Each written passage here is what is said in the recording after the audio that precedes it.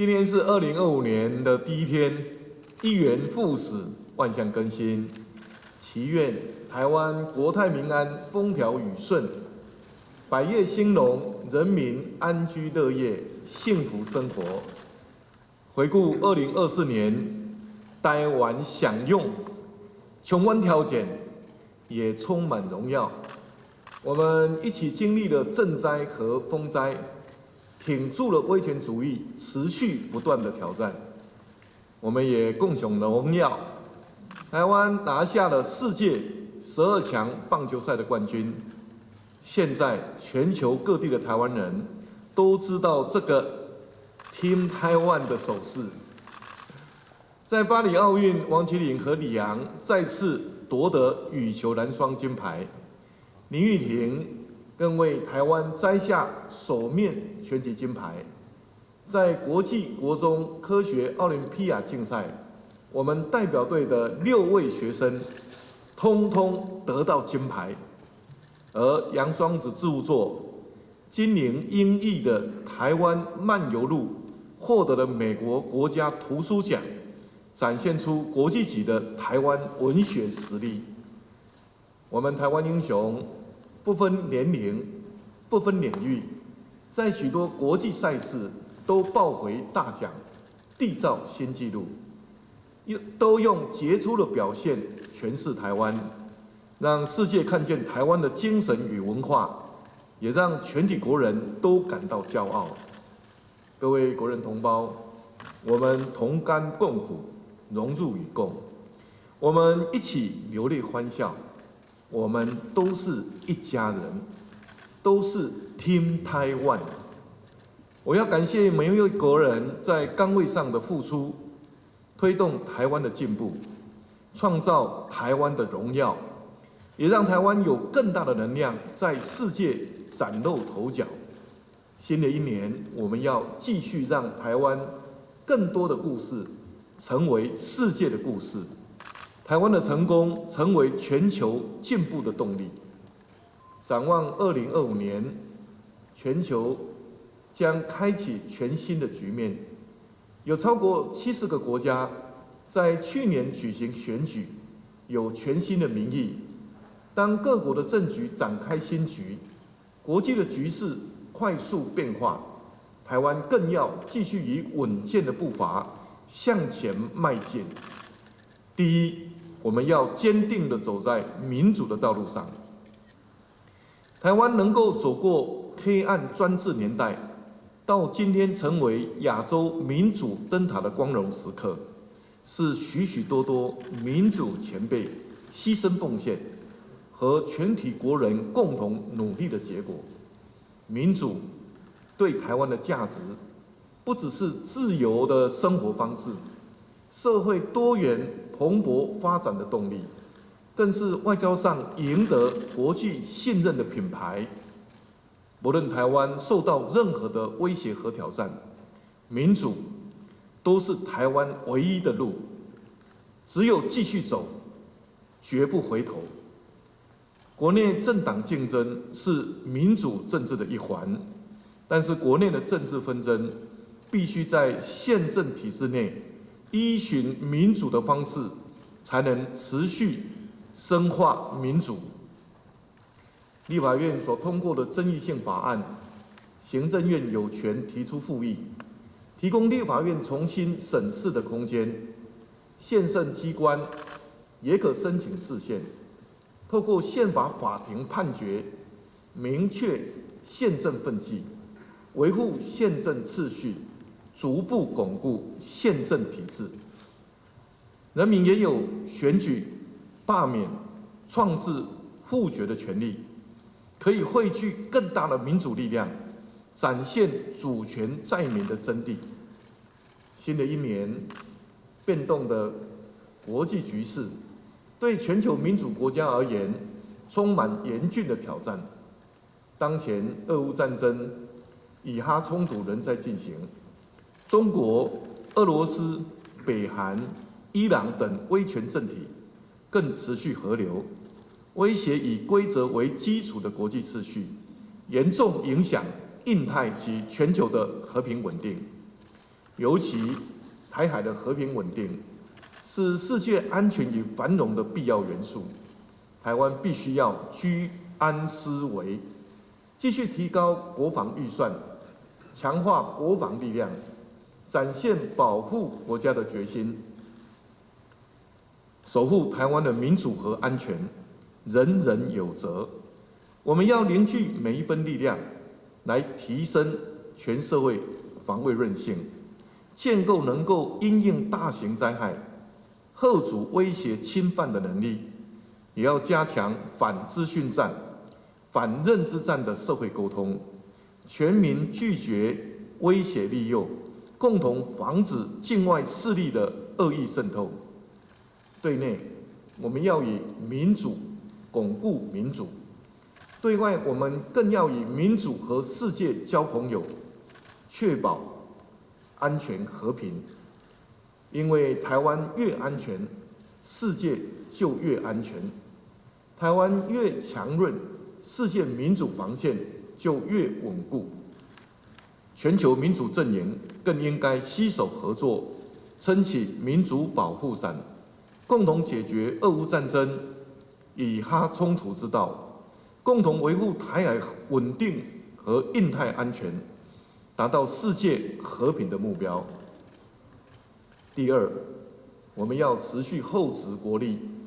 强化台湾经济韧性，也深化全球民主供应链的韧性。2024年上半年，台股的涨幅是世界第一，全年的经济成长率预期可以达到4.2%，位居亚洲4小龙之首。国内投资畅旺，突破5兆元大关，通膨率也逐步回稳。1到11月外销订单达到5366亿美元，比2023年同期增加3.7%。1到11月份出口也比2023年同期增加9.9%，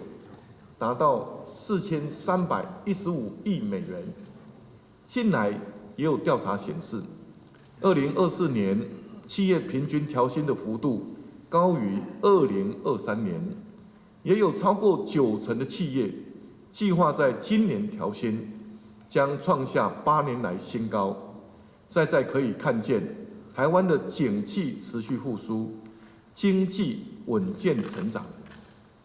虽然总体经济表现亮眼，但我们依然要关注地缘政治变化、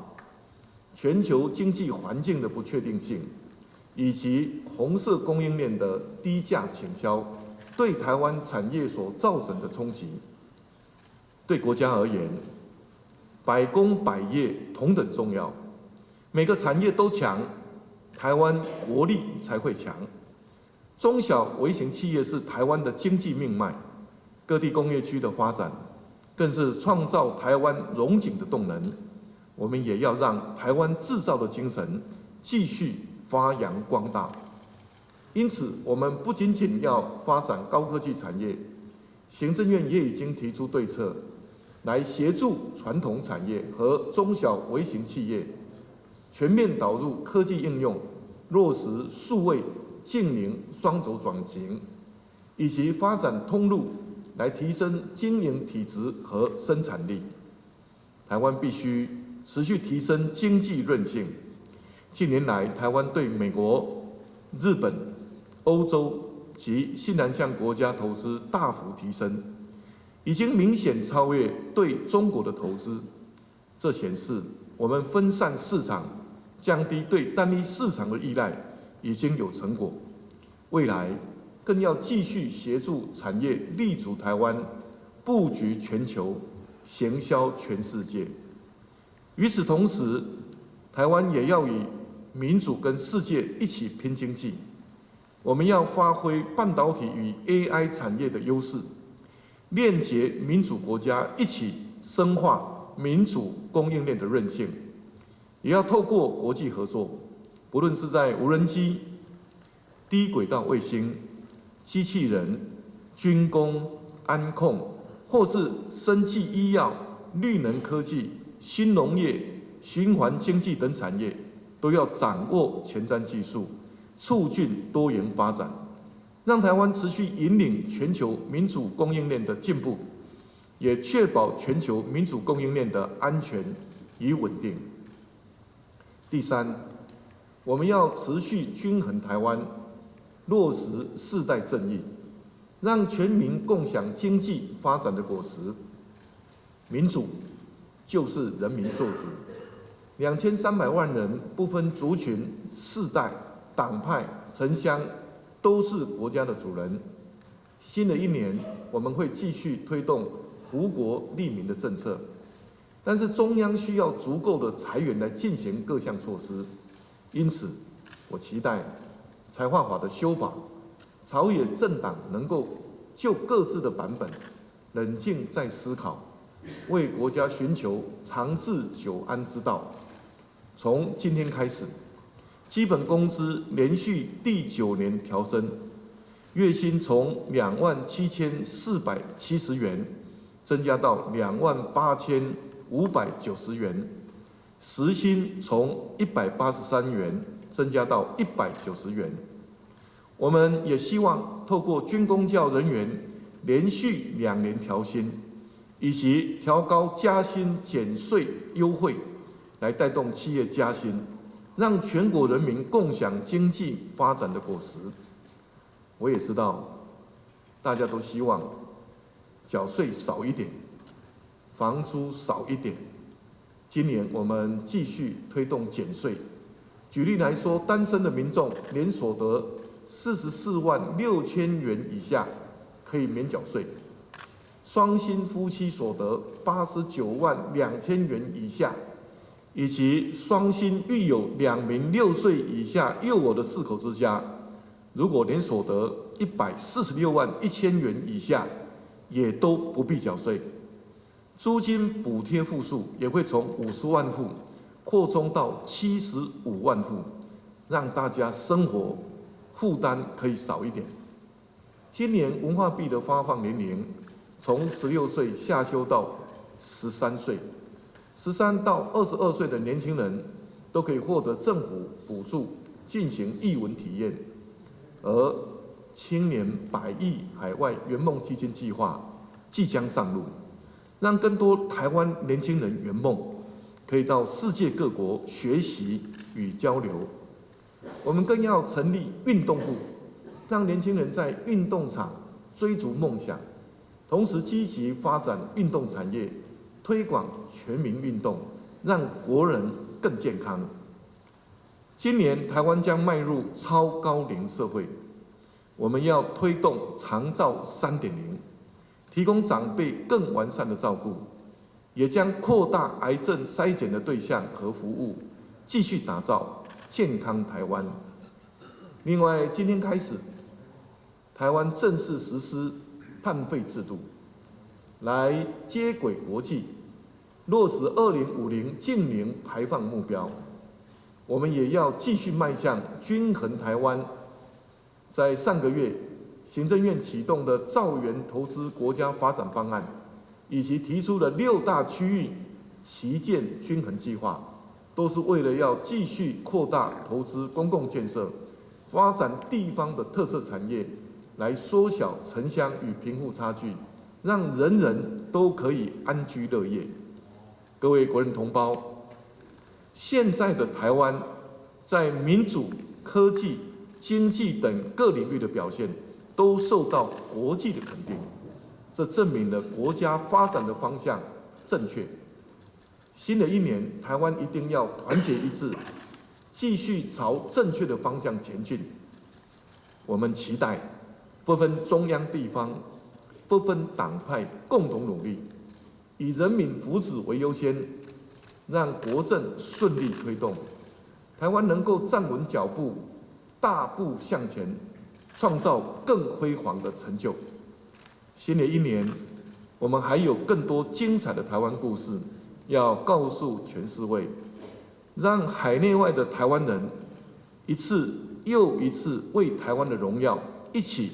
欢呼喝彩。台湾享用，我们继续一起打拼。自信勇敢地迎向世界新局。谢谢大家。谢谢总统。